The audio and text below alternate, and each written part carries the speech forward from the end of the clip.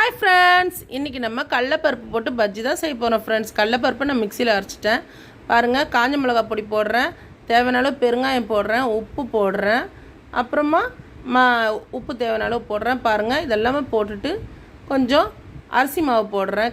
அது கார அரிசி மாவு, அது என்கிட்ட வெள்ளை அரிசி மாவு இல்லை, அதனால் கார அரிசி மாவு. ஒரு டம்ளர் கோதுமை மாவு போடுறேன். போட்டு நல்லா மிக்சியில் போட்டு நைஸாக அரைச்சிக்கங்க. அரைச்சிட்டு கிண்ணத்தில் கொட்டிக்கங்க. தண்ணி கட்டி தட்டாத அளவுக்கு தண்ணி கொஞ்சம் கொஞ்சமாக விட்டு நல்லா மாவை கலந்து எடுத்து வச்சுக்கோங்க. சரிங்களா? கலந்து எடுத்துகிட்டு வாழைக்காய் கட் பண்ணி நான் வச்சுருக்கேன். சரிங்களா? உப்புலாம் கரெக்டாக இருக்கான்னு பார்த்துக்குங்க. பெருங்காயெல்லாம் நிறைய போட்டிருக்கேன், நல்லா வாசனையாக இருக்கும். இப்போ நம்ம வாழைக்காய் போட்டு பஜ்ஜியை போட்டு எடுப்போம். இந்த பஜ்ஜி செஞ்சு பாருங்கள் ஃப்ரெண்ட்ஸ், நல்லா டேஸ்ட்டாக இருக்கும். பச்சரிசி மாவுக்கு பதில் நான் கார அரிசி மாவு, ரெட் ரைஸ் மாவு போட்டிருக்கேன். நல்லா டேஸ்ட்டாக இருக்கும், ஹெல்த்தியாக இருக்கும். செஞ்சு சாப்பிட்டு பாருங்கள், எப்படி இருக்குன்னு எங்களுக்கு கமெண்ட் பண்ணுங்கள். சுட சுட பஜ்ஜி ரெடி. நீங்களும் செஞ்சு பாருங்கள் ஃப்ரெண்ட்ஸ், எப்படி இருக்குன்னு எங்களுக்கு கமெண்ட் பண்ணுங்கள். ஸ்ரீபுனிதா சேனல் சப்ஸ்கிரைப் பண்ணிக்கங்க, பெல் பட்டனை அழுத்திக்கங்க. பாருங்கள் ஃப்ரெண்ட்ஸ் எப்படி இருக்குன்னு பாருங்கள், எவ்வளோ சாஃப்டாக இருக்குது. Bye friends.